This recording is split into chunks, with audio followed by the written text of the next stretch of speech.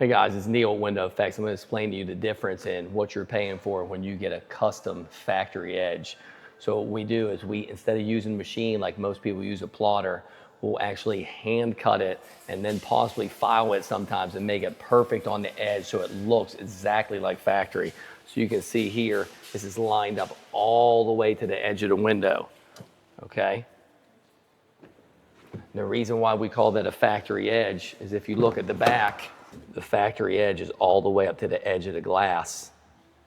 Okay, now I'm bringing you over to a brand new Tahoe that the customer selected. They just wanted to get, they didn't want to get the factory edge, so they just wanted the regular industry standard gap. So that's what an industry standard gap looks like. It's not very big, but it just doesn't look as factory.